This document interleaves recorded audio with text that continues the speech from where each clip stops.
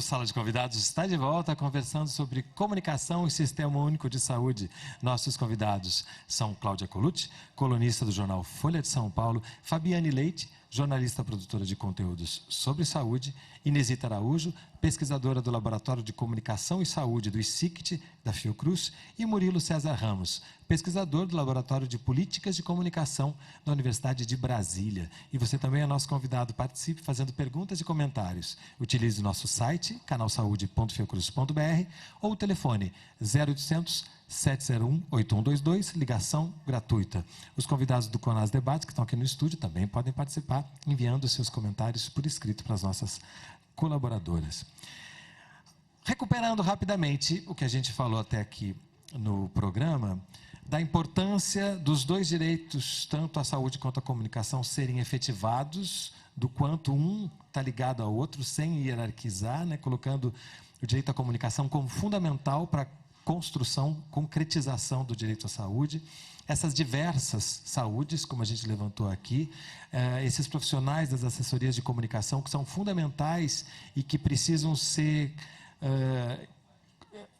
compreendidos e capturados no bom sentido pelo sistema para que sejam cada vez mais, tenham mais expertise em SUS e possam, portanto, fazer essa interface tão delicada entre a área da saúde e uma imprensa que ainda muitas vezes segue essa lógica de mercado e que acaba não contemplando um sistema de saúde público com a complexidade, a beleza e o potencial que o SUS tem.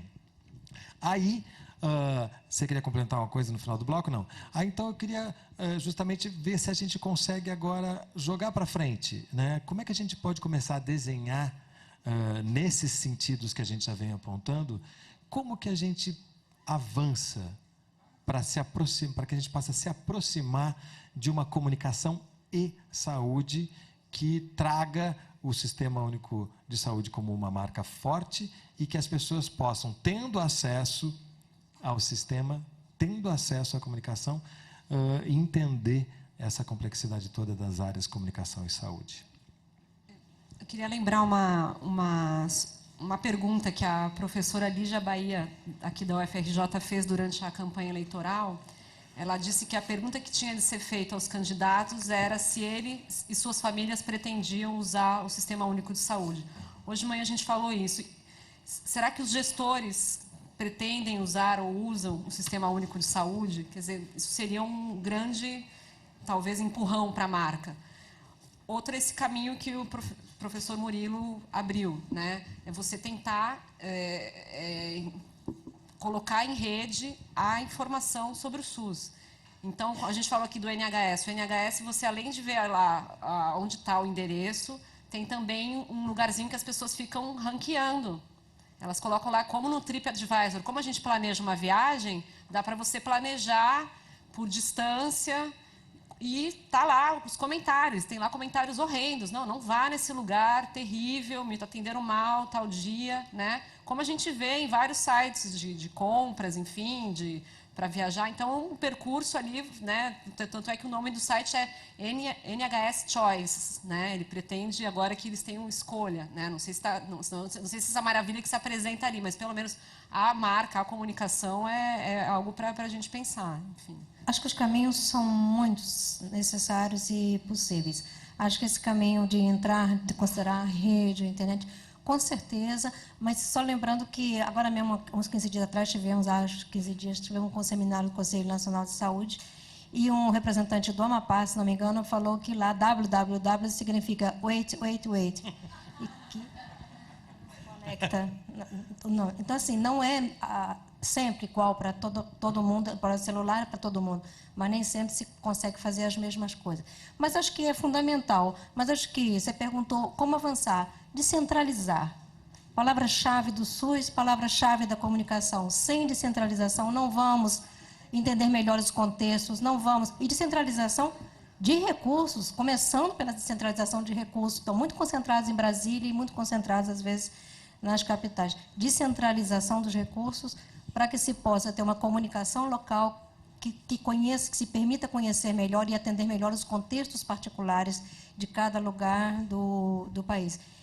Então, assim, descentralização, palavra-chave. Investimento, eu já falei, investimento na qualificação, maior qualificação e possibilidade de trabalho dos assessores de comunicação e pesquisa. Né? Esse é o meu lugar de fala. E pesquisa. A gente precisa saber muito mais do que a gente sabe para poder gerar políticas que, de fato, não sejam políticas apenas de disseminação da nossa voz, do nosso conhecimento, mas também que permitam fazer circular outros saberes, outros conhecimentos, um sistema de escuta mais aperfeiçoado que nós temos. Esses seriam alguns caminhos, entre outros possíveis. Falando de escuta, a gente foi ouvir alguns editores-chefes de jornais impressos e telejornais para saber como o assunto Sistema Único de Saúde chega até as redações. O SBT Rio Grande é um programa jornalístico a meio-dia que tem um pouco de opinião, um pouco de comentário. É um programa bem diversificado, quase que uma revista diária, assim, dos principais acontecimentos. Não tem aquele caráter muito jornalístico, encerrado, né? Aquela coisa mais sóbria. É um jornalismo mais solto, a gente apresenta em pé. E as pautas, normalmente, são em cima dos factuais do dia. Às vezes, tem umas matérias produzidas sobre alguns assuntos mais variados. A gente cobre todos os tipos de editorias. A área da saúde, o que ela nos contempla normalmente são com denúncias, mas as pautas são discutidas na reunião e aí a gente encaminha as equipes, sempre com aquele briefing, né? Vai lá, verifica, conversa com os pacientes, vê o que eles têm a dizer e normalmente quem está no posto de saúde do setor público, do SUS, está numa situação já desconfortável, fica esperando muitas horas, então as pessoas costumam carregar nas tintas, exageram muitas vezes, né? A pessoa está ali às vezes 2, 3 horas esperando, diz que está 5, 6... Acontece, as pessoas tendem a exagerar para ganhar aquela notoriedade e muitas vezes o repórter percebe isso. A gente sempre cai em cima da consequência, né? E depois sai buscando qual é a causa desse problema. Basicamente é isso. Às vezes o órgão do governo manda a pauta com sugestão de forma oficial. Instituto de pesquisas também manda muita pauta de interesse público, né? Saúde pública. Quando se tem muita denúncia, por exemplo, de um caso só, isso nos chama muita atenção. Então, a gente vai começar a trabalhar, coloca o repórter na rua, para ele verificar se de fato aquela denúncia que chegou para a gente pela redação por telefone, ou por e-mail, ou via WhatsApp, se ela tem um teor verdadeiro ou não. Normalmente, a gente também acompanha o desenrolar, se foi resolvido, né? E para dar um retorno para o leitor também, se aquele problema foi resolvido ou se ele continua acontecendo. O que eu sinto muito é que, normalmente, as pessoas têm buscado a imprensa como assim, a última alternativa, né? Então, assim, eles não conseguem resolver os problemas, né, nos órgãos públicos, normalmente, e aí nos procuram para fazer denúncia. Denúncia é uma palavra recorrente, né? Aí eu queria trazer de volta uma questão que você falou no início, que é: há espaço, né? Eu não sei se foi você, se foi Fabiano, foi você, Cláudia, né? Que há espaço para as boas notícias também, mas que a gente percebe que há um olhar voltado ainda em cima do que você falou, né? Do homem que morde o cachorro. Como é que a gente fica nessa busca de parceria para entender também que dentro dessa rede, que é uma rede que tem que ser ampla, até que ponto a gente pode contar com isso que a gente chama de grande mídia? Então, eu acho que primeiro a gente precisa fazer essa identificação. Quem trabalha hoje com saúde? Quais são os jornalistas brasileiros que estão mais focados em saúde? Estabelecer relacionamento, visitar a redação. O mercado privado faz isso o tempo inteiro. Visita o dono do jornal, visita o editor, visita... Então, eu acho que assim, as entidades públicas precisam fazer isso também. CONAS, sei lá, marcar um encontro com o diretor do jornal, com o jornalista. Então, assim, precisa melhorar essa relação, sabe, entre os entes públicos e a grande mídia, por exemplo. Está na hora de uma boa DR, né? Vamos discutir essa relação. É por aí mesmo, sabe? E vir com propostas, sabe? Olha, em tal lugar está acontecendo uma coisa legal.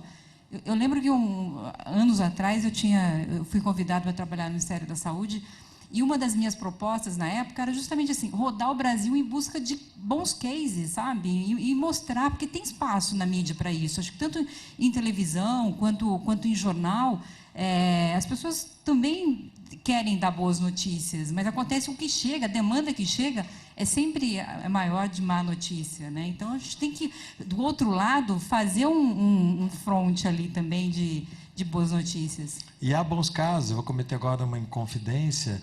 Quitéria estava aqui, eu ouvi ela na Câmara Técnica do CONAS outro dia, falando de como que a mídia se relacionou com a questão da possibilidade da gente ter o ebola aqui e de como tudo foi feito em conjunto, né, pelas secretarias, pelo Ministério, e como essa comunicação resultou bem. Então, há esses cases, acho que eles são realmente fundamentais para que a gente comece a perceber que boas notícias também são colocadas, boas parcerias acabam dando bons resultados, e essa relação está na pauta do dia, concretamente, né? Alguém mais? Eu vou insistir no meu discurso apocalíptico aqui do digital, enfim. A mídia, o papel está acabando. Literalmente. Né? O que eu digo papel, o jornal é papel. Tá? Uma crise global. A RBS, eu vi lá Rio Grande do Sul, me lembrei. O grupo RBS, que é um dos maiores grupos de mídia do Brasil, contratou uma pessoa de internet, uma mulher, para repensar todos os jornais do grupo, jornais impressos, porque a crise é profunda. Lá foram dezenas de demissões, Folha de São Paulo promoveu uma leve de demissões recentemente. Por quê? Porque o modelo econômico não se sustenta mais e você não tem um modelo de negócios para o que é o impresso para a rede. Mas é um grande problema.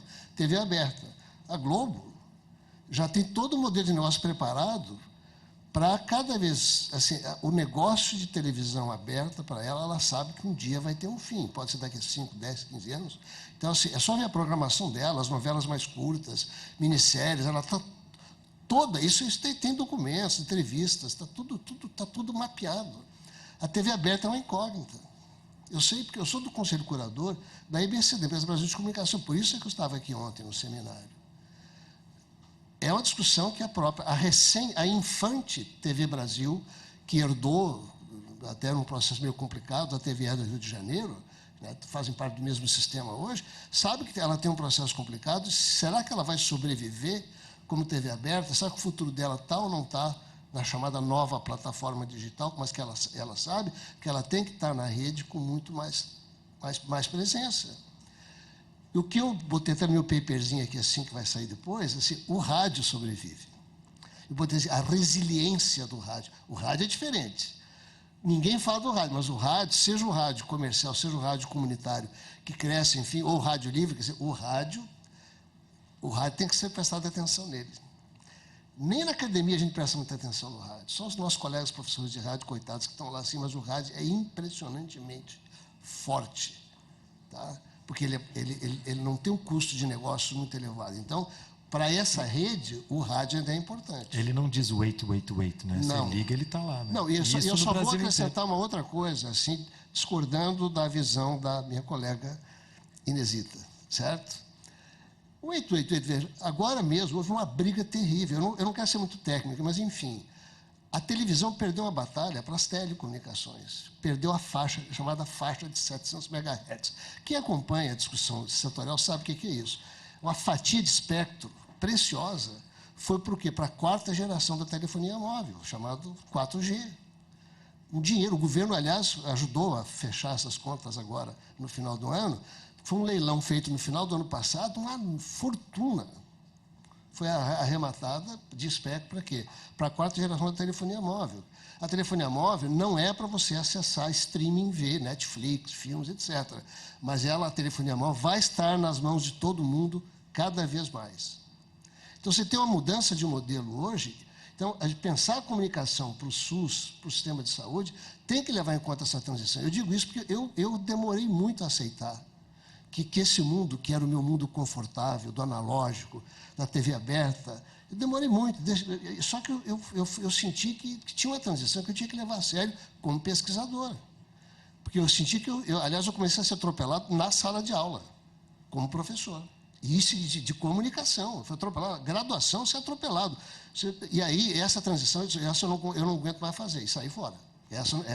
Lá, enfrentar esses meninos, lá dentro da sala, tudo bem que é universidade pública, é complicado, eu não quero entrar nessa discussão agora do nosso SUS, né, quem está na universidade pública, o tamanho dela, enfim. Então, eu só quero insistir nessa provocação e dizer, só que eu acho ela importante, ela tem que estar na agenda da comunicação do SUS.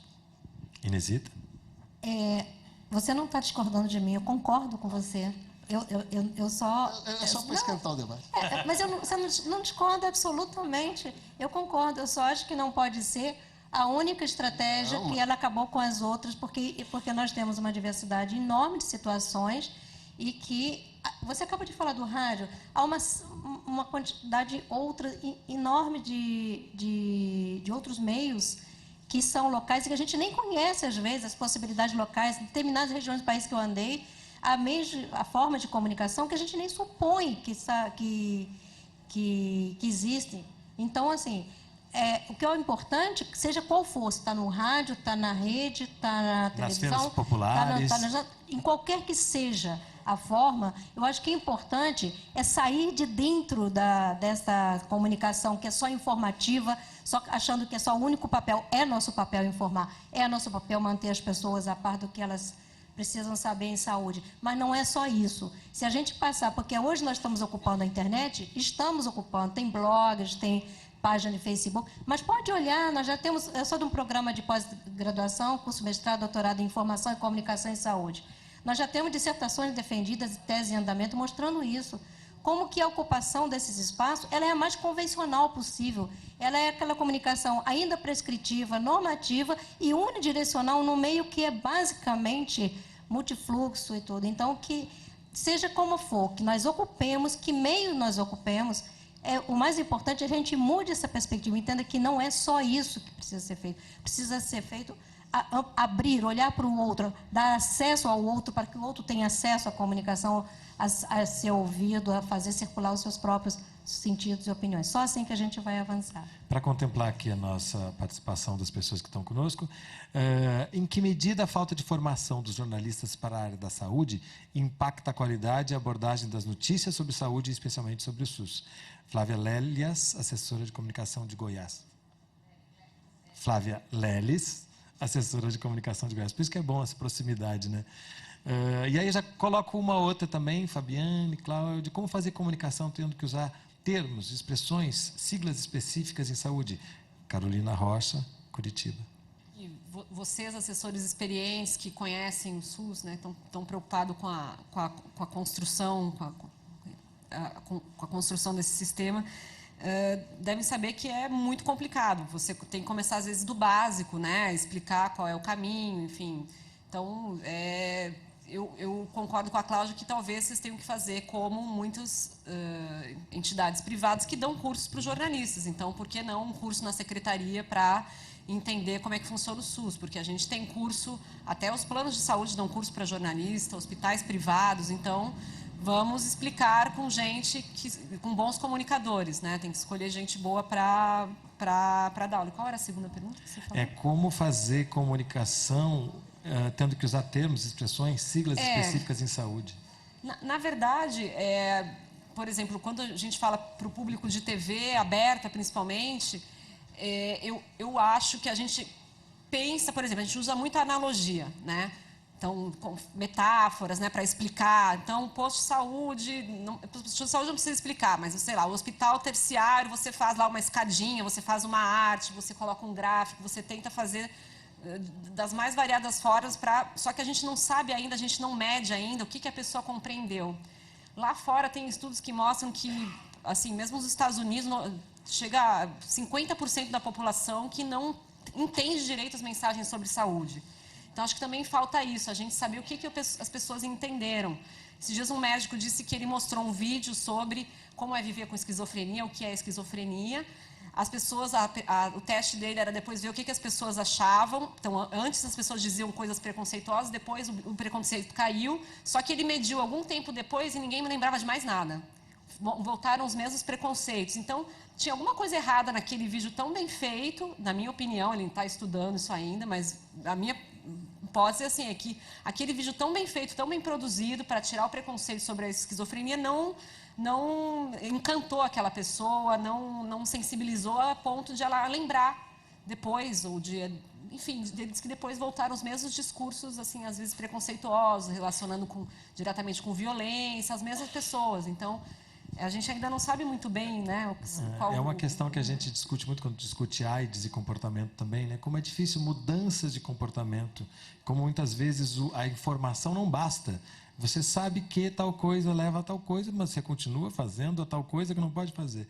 Que são essas, né? De como que e isso tem tudo a ver com comunicação, né? Como que você realmente se comunica com o outro, tem a ver com a escuta que Inesita coloca tanto, né?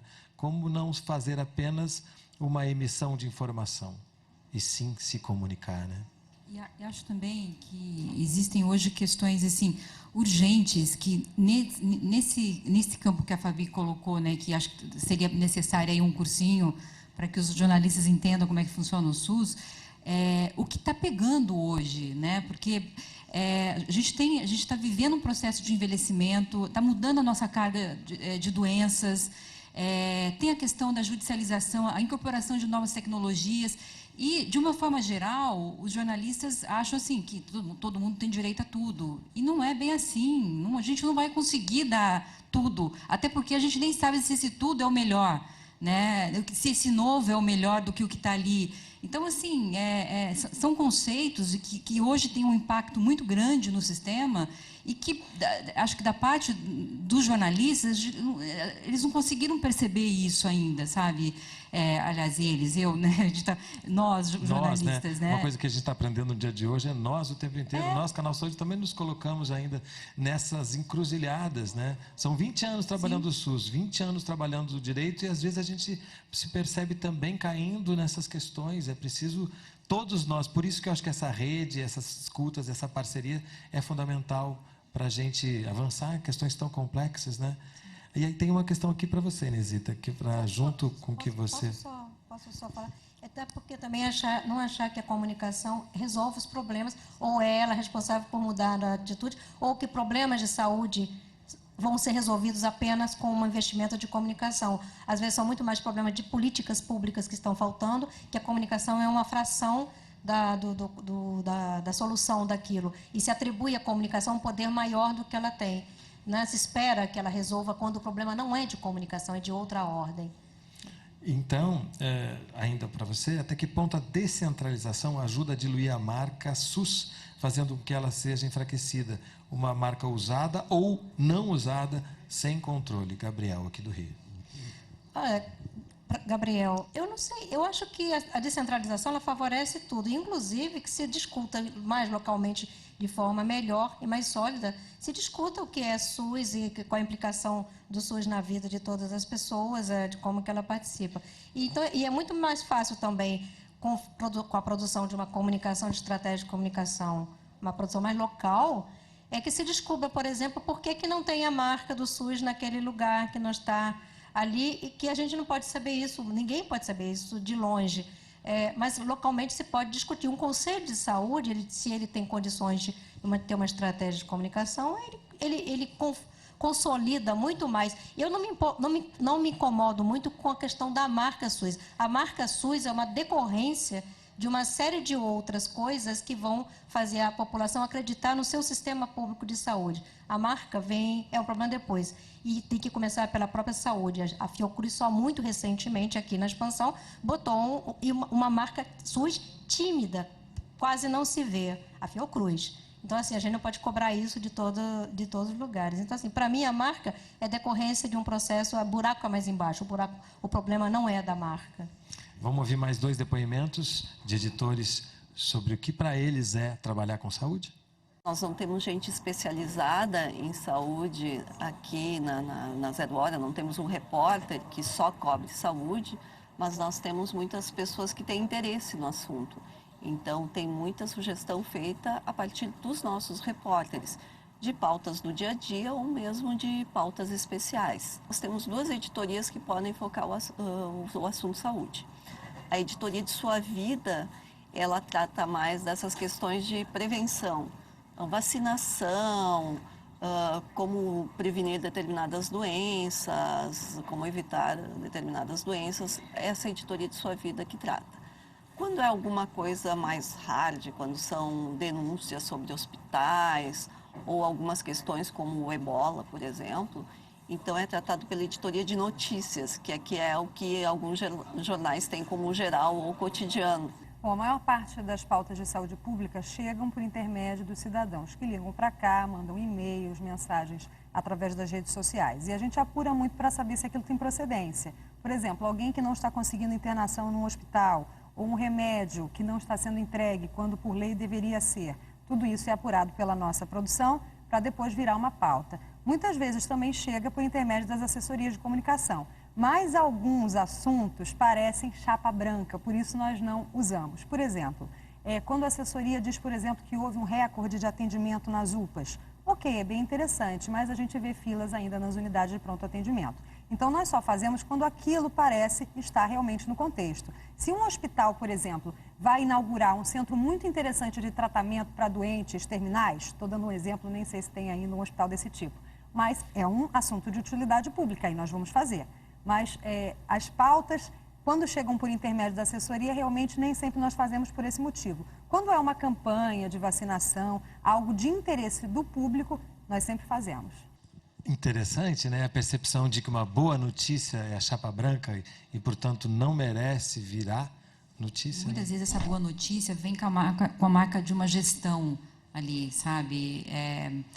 E é isso. Você, às vezes, qual é o impacto daquilo? E também implícito uma percepção, que eu também ouvi isso no CONAS, na Câmara Técnica de Comunicação, de uma desconfiança implícita que a gente herda de décadas e até de períodos mais opressivos da nossa história, de que nem sempre aquilo que está sendo divulgado é verdade, né? Que eu acho que tem a ver com essa relação que precisa ser discutida para que uma notícia de recorde de atendimento numa unidade de saúde seja considerada uma boa notícia, né?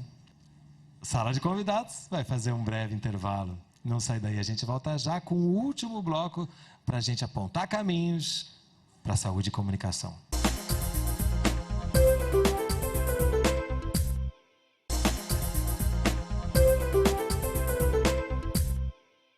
O Sala de Convidados está de volta conversando sobre comunicação e SUS, Sistema Único de Saúde. Nossos convidados são Cláudia Colucci, colunista do jornal Folha de São Paulo, Fabiane Leite, jornalista, produtora de conteúdos sobre saúde, Inesita Araújo, pesquisadora do Laboratório de Comunicação e Saúde do ICICT, da Fiocruz, e Murilo César Ramos, pesquisador do Laboratório de Políticas de Comunicação da Universidade de Brasília. E você também é nosso convidado, participe fazendo perguntas e comentários.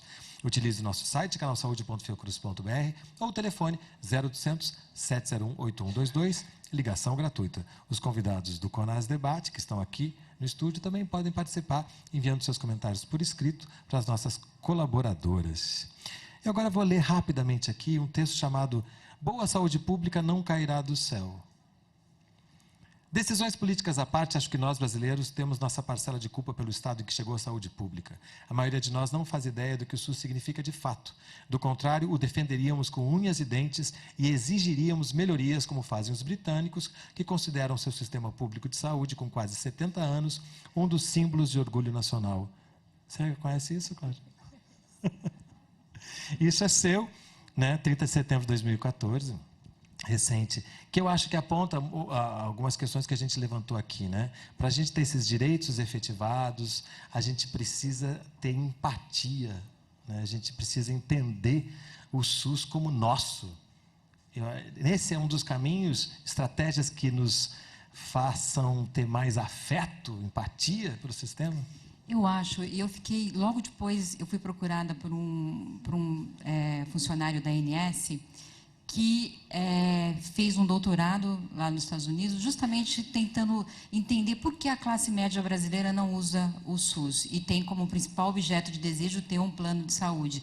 E aí ele tem, achei interessante, ele falou, o brasileiro quer ser tão esperto, né? E ao mesmo tempo gasta a maior grana com um plano que depois não vai atendê-lo adequadamente, sendo que ele tem ali um sistema que ele tem que brigar para que seja melhor, para que tenha mais recurso, que tenha mais financiamento. Então, eu acho que, assim, de repente, é por aí a gente tem que começar a pegar, sabe? A gente tem isso, o plano de saúde você tem quando está empregado. A hora que você vai ser mandado embora, você não vai ter como bancar mais um plano bom. Então, assim, e o sistema de saúde está ali, é seu. Então, a gente tem que se apoderar dele, sabe? E exigir melhoras. Então, eu acho que é por aí, talvez, uma forma de você capturar essas pessoas hoje que, mesmo que não precisem utilizar o SUS, mas que, eu tenho direito e vou fazer valer esse direito. Como não escolher um médico?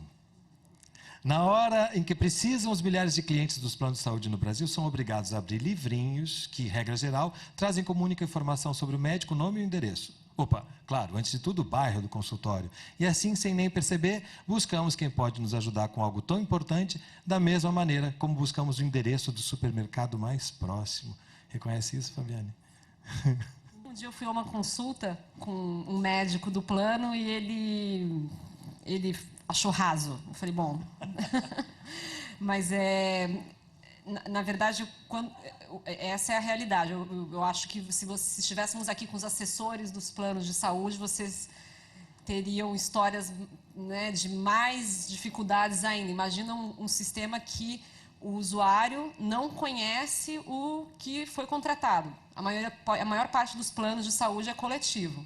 Então, o contrato tem a sua empresa, seu empregador e a empresa a operadora de plano de saúde. Você nunca viu esse contrato, você não sabe exatamente o que tem. Então, eu vi que num dos debates aqui do CONAS, um gestor de planos disse que o usuário ainda compra o plano achando que é livre escolha e não é. Não, é porque ninguém disse para ele, ninguém nunca mostrou o contrato. Entra, né, eu sou usuária de plano de saúde, você entra e você não acha o contrato não está disponível, então você sempre vai ser surpreendida. Então, é um setor que está numa crise imensa. Acho que a imprensa, principalmente os jornais impressos, cobrem com grande profundidade essa crise. Tem sido... Agora, a televisão aberta começou a cobrir. Acho que todo mundo deve assistir o Profissão Repórter, que foi feito sobre os planos de saúde. Enfim, é uma desgraça aquele tipo de atendimento. E eu acho que, se a gente fosse... Não tem mais como voltar atrás. Acho que esses dois sistemas vão coexistir, né? Vai ser isso, mais ou menos talvez como é no Reino Unido. Então, você vai ter algumas coisas que serão para todos, outras estarão nos planos e outras não estarão em nenhum dos dois lugares. Mas o problema é que os dois sistemas se comunicam muito mal. E eu acho até que os planos de saúde se comunicam de maneira ainda pior, porque ainda diz isso, né? Ainda diz que o usuário acha que tem livre escolha, mas ele acha que tem livre escolha porque nunca viu o contrato, entendeu? Então, é mais complicado, porque lá não tem muita autocrítica, assim.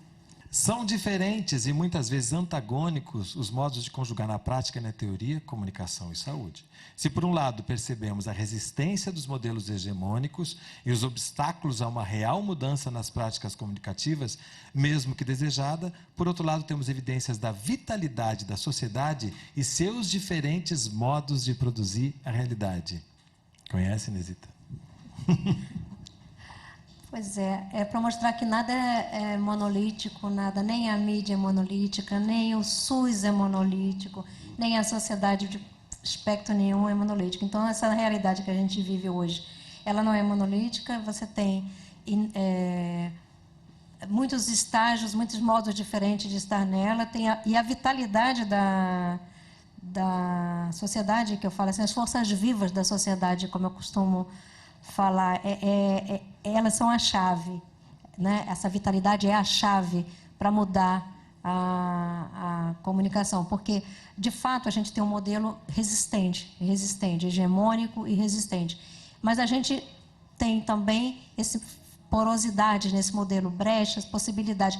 Nós estamos aqui hoje o dia inteiro discutindo comunicação em saúde, numa promoção conjunta com a Nossa Saúde, mais do Conselho Nacional de Secretários de Saúde, que quer pensar a comunicação em saúde. Isso, para mim, é uma coisa assim, maravilhosa, não é uma coisa trivial, não é uma coisa que se possa passar despercebido, é uma iniciativa que tem que ser apoiada e prestigiada o máximo possível, porque na história recente, ou mais longa da comunicação em saúde, ela não aconteceu isso, né? Nós tivemos momentos que podia acontecer, desde a 11ª Conferência Nacional de Saúde, que tem um relatório fantástico sobre a comunicação em saúde, e que depois a 12ª não precisou fazer mais nada, bateu um carimbo, compra-se a 11ª, porque nada tinha sido feito, e a 13ª compra-se a 11ª e a 12ª, porque nada é feito. Então, assim, uma iniciativa como essa mostra que as forças vivas da sociedade estão também na saúde, tem forças vivas na saúde, né,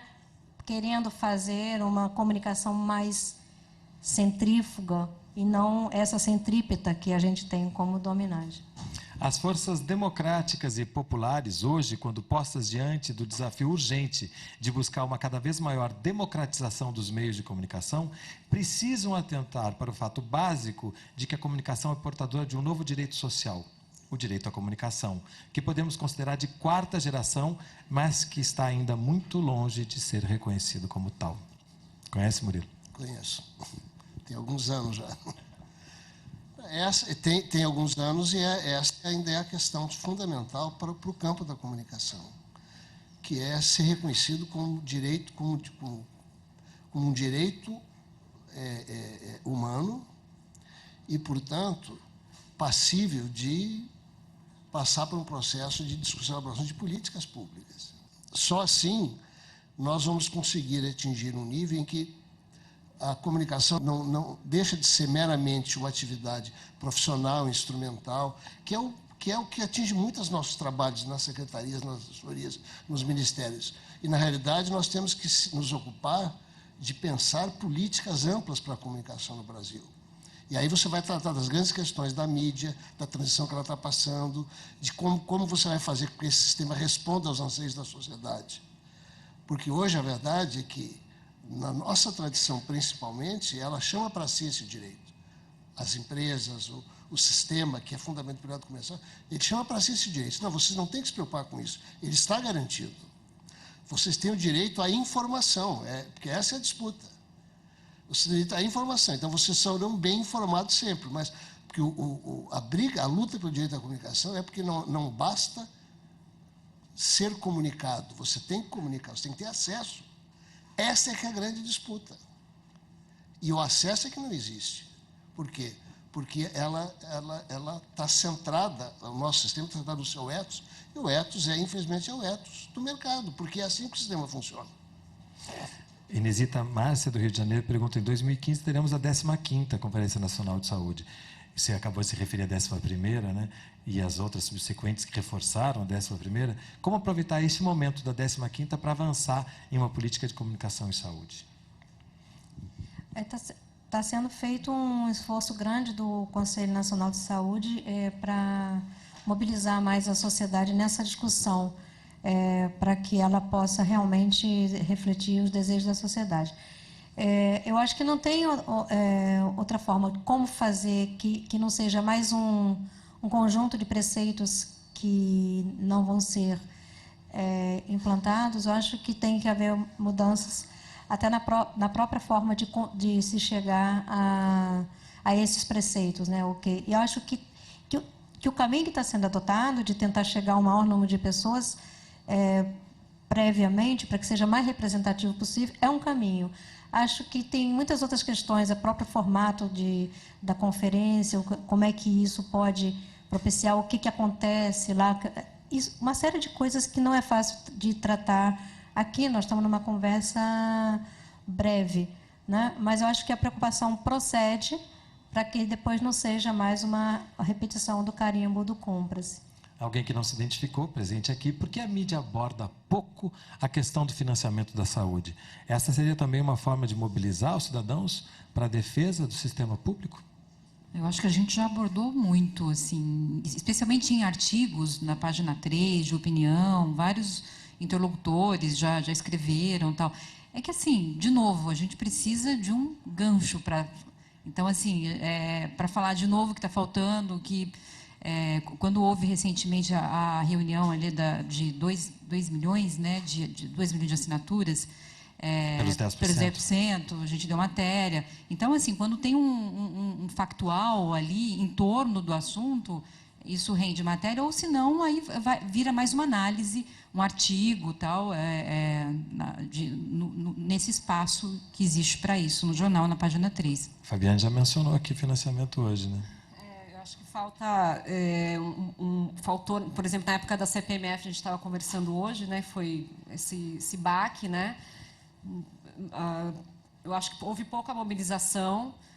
Recentemente, o pai da CPMF morreu, né? Tem até um colega que fez um trabalho de conclusão de curso de jornalismo em que o Dr. Jatene fala de maneira contundente quem foram os responsáveis por aquilo, diz o nome das federações, quem lutou contra aquilo e como aquele imposto era justo, né, aquela contribuição era justa.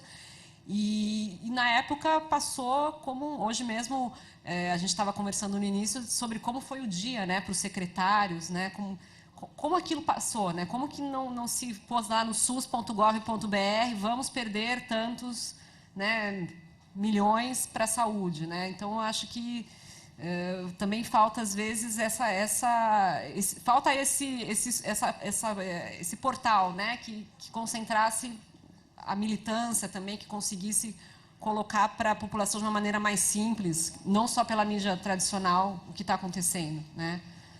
E falando de comunicação também de forma mais ampla, como foi citado aqui na abertura do evento hoje na mesa, a Alice Uchoa, assessoria de comunicação da Secretaria Estadual de Saúde do Rio de Janeiro, pergunta: e a comunicação entre os profissionais de saúde e os usuários não deveria ter mais investimento?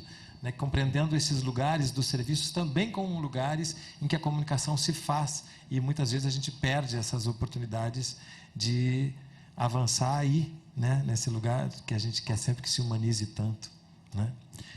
Vamos tentar agora, para encerrar o programa, apontar caminhos. Já levantamos muitas questões aqui. Como é que a gente pode pensar em caminhos para que a gente efetive esses direitos, a comunicação e a saúde? O que eu consigo pensar, o que ficou claro para mim, depois desse debate do dia que eu passei aqui, e nesta mesa de agora à tarde, é como há uma convergência entre os dois direitos. Isso ficou claro para mim, porque até eu próprio entrei no debate pensando assim, não, o direito é o da saúde universal, e nós da comunicação somos agentes para que esse direito seja exercido. Eu entendi, não.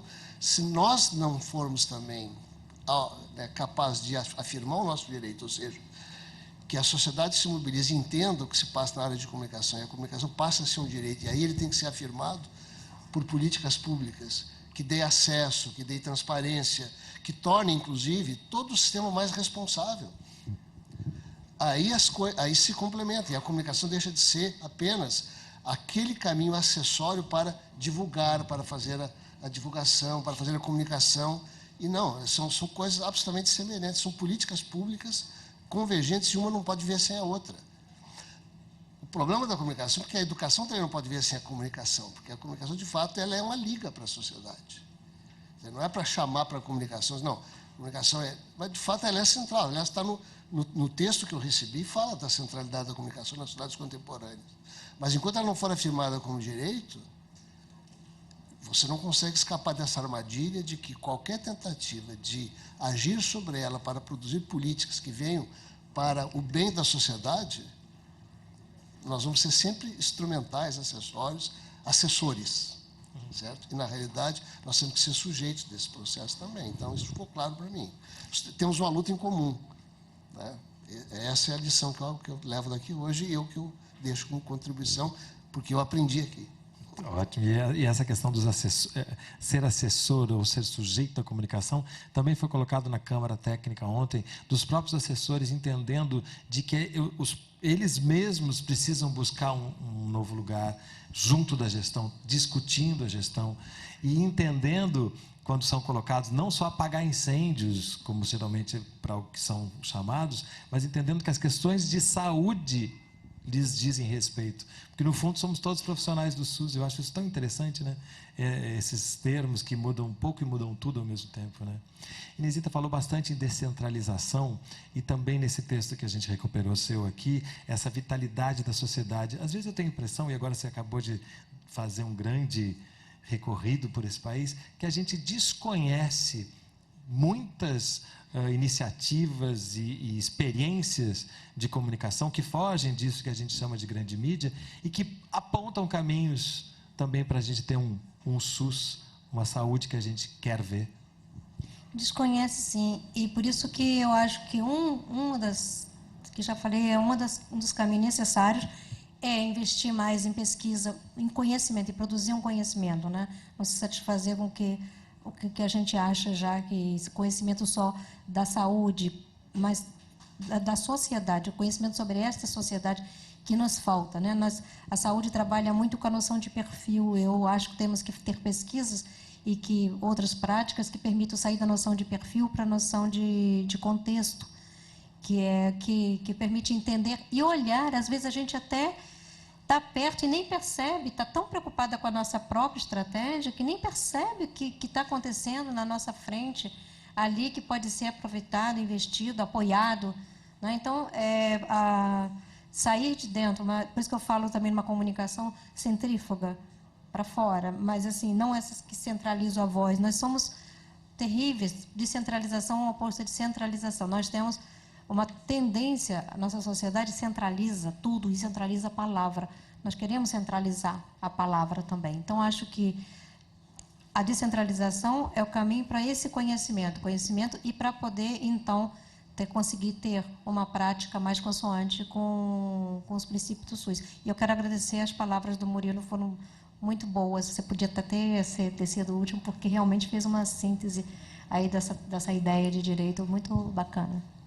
E aí, agora, para a gente, recuperando questões que a gente falou, né, dessa compreensão ainda da comunicação ligada ao mercado, ligada mais ao consumidor, que é o cidadão, e esse dia a dia de vocês que estão mais próximas dessa chamada grande mídia, além dessas questões que vocês já colocaram, né, de como que essa relação precisa ser melhor discutida, e da gente até aprender um pouco com algumas estratégias, né, que a saúde privada faz, de aproximação mesmo.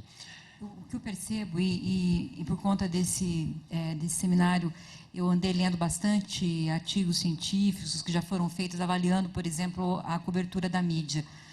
É interessante como não tem essa comunicação entre a academia, o que a academia está produzindo de comunicação, avaliando a comunicação que a mídia produz, e a mídia. Então, a gente não fica sabendo nem o que vocês, sabe, o que a academia está fazendo. E aí a crítica, eu acho que o debate se encerra ali no meio acadêmico, não chega para onde deveria chegar e para ter algum tipo de mudança, algum tipo de discussão entre os jornalistas. Então, não sei, de repente, assim, a aproximação até mesmo das escolas de comunicação com as escolas das áreas da saúde, das ciências da saúde e tal. Acho que precisava começar daí, sabe? Depois, tudo bem, ali o jornalista com os assessores de imprensa e tal, mas essa relação da comunicação com a saúde, eu acho que seria bem-vinda desde ali, das escolas. A palavra educação, ela rondou a nossa conversa aqui, ela não chegou a aparecer explicitamente, mas ela esteve presente o tempo inteiro, porque é um outro direito fundamental que eu acho que passa por questões semelhantes à mercantilização, a dificuldade também da gente entender como um direito de uma educação pública de qualidade. Então, é bom que ela apareceu. Muito rapidamente. A escola fundamental, a escola básica, da oitava série, não é muito diferente da relação que você tem ela com o SUS. Ela vai para lá quem não tem outra alternativa. Porque a minha mulher é orientadora educacional do sistema público em Brasília. Assim, eu sei como é que funciona o sistema. É de uma crueldade, por quê? Porque é o último recurso que as famílias têm de colocar a criança. É universal também, é direito assegurado universal, mas é outro recurso que as famílias têm de colocar. E a escola enfrenta os mesmos problemas. Então, dá, de fato, uma semelhança grande. A Gisele Bicalho faz o comentário, que acho que também nos ajuda nesse momento, que é da assessoria de comunicação da Secretaria Estadual de Saúde de Minas Gerais. Em Minas, diz ela, criou-se uma pós-graduação de comunicação e saúde para qualificar a informação sobre o SUS. Talvez esse seja um caminho. E também depois aproximar isso, né? Levar isso para a mídia. Com certeza, porque muitas vezes é isso, falta informação. Como eu disse, cada vez mais as mídias, os jornais estão compostos por jornalistas muito jovens, que não conhecem SUS, não conhecem como é que funciona, nada. Então, acho que reforçando esse diálogo, as duas partes vão aprender, sabe, e aproveitar os nichos que existem, né? Fabiane, para terminar, uma última pergunta que está aqui, mas afinal, saúde é produto na mídia? E sendo assim, a saúde pública é um produto de baixa aceitação? Não vende? Ainda vende, tanto é que algumas matérias que fazem as tais denúncias têm grande aceitação, né? Então, é um produto que vende Mas por que tem aceitação? Também a gente teria que ver, porque é o que a professora falou, tem a ver com a realidade, não é só a comunicação, tem a ver com a realidade das pessoas. Eu acho que o maior desafio ainda seja falar em rede aberta da questão de planos privados. E eu acho que a gente poderia começar a pensar que o usuário precisa de gente que ajude a navegar no sistema, porque o que acontece é que a gente está sempre... as denúncias são sempre sobre a dificuldade de navegar no sistema, porque às vezes a gente pega o telefone e acha um lugar e às vezes até não vai sair a matéria, mas a gente já fez isso muitas vezes, de tentar achar pelo desespero da pessoa, você acha o lugar. Ah, não, a senhora está indo no lugar errado, né? Você se torna, o comunicador se torna um navegador, né? Então, acho que, mais uma vez, existem todos esses problemas estruturais, né? Mas a gente tem que criar um sistema de navegação para o usuário, né? Senão fica muito difícil. E sempre vai bater, ele sempre vai bater na porta do hospital, lotado, e aí isso vai bater na mídia e vai virar manchete. Né? Posso fazer uma referência a gente tem, eu vou falar só, tem em Minas, tem em vários lugares, Brasília agora tem, mas a gente só aqui, nós temos atualização, especialização, mestrado e doutorado em informação e comunicação em saúde, aqui na Fiocruz, no ICIT. Quase não temos jornalistas de redação como alunos, praticamente não temos. Temos muitos assessores de comunicação que largam seus trabalhos, os seus empregos, para poder fazer o curso. Muito poucos que conseguem uma liberação e estão fazendo. Então, assim, há iniciativas paralelas, quer dizer, mundos paralelos. O que aqui precisa, estou em pleno acordo, estou concordando com o que você está falando, e aqui tem toda uma série de iniciativas de formação para a comunicação em saúde que não estão podendo ser aproveitadas pelo jornalista de batente, digamos assim, por conta da natureza, que ele não pode ser dispensado e tudo. Então, assim, acho que você, concordando com você, que tem que ter outras estratégias que não sejam só cursos e tudo para podermos chegar a isso. A gente chegou a promover debates com editores, jornais, mas muito mais é preciso fazer realmente para que haja uma conversa. Discutir a relação, né? Isso vai estabelecer a relação. Não é discutir a relação, é estabelecer uma relação. Não se conhecem ainda. Não se conhecem, não se namoram, não se paqueram. Às vezes brigam sem se conhecer, mas então não se conhecem. Estabelecer a relação. E aí eu encerro o programa mais do que agradecendo a vocês, a todos vocês, porque eu acho que assim como o Murilo faz, né, aprendemos muito todos hoje aqui durante esses debates, esse programa, os outros que foram feitos. E o próprio Canal Saúde sai daqui também fortalecido, instigado, criticado, autocriticado, porque eu acho que tudo isso serve especialmente para a gente também entender que esses caminhos que a gente busca precisam ser colocados em prática também pela gente, junto com a crítica ao que é feito fora. Né? Não se trata de alguém que sabe, alguém que não sabe. Se trata mesmo de que essa rede seja construída por todos nós, né, com parceria, foi a palavra-chave que o Arlindo trouxe aqui de manhã, e eu acho que é uma palavra ótima para a gente terminar, porque todos nós queremos ver uma saúde diferente, porque ela está diferente. Não é apenas porque queremos que ela se transforme na comunicação. E para isso, direito à saúde, direito à educação e direito à comunicação são fundamentais. Obrigadíssimo pela presença de vocês aqui conosco hoje. E se você quiser rever ou mesmo gravar esse programa, entre no nosso site www.canalsaude.fiocruz.br. Você pode também acompanhar o Canal Saúde no Facebook e no Twitter. O Sala de Convidados contou com a colaboração da NBR e a gente se vê no próximo programa. Até lá!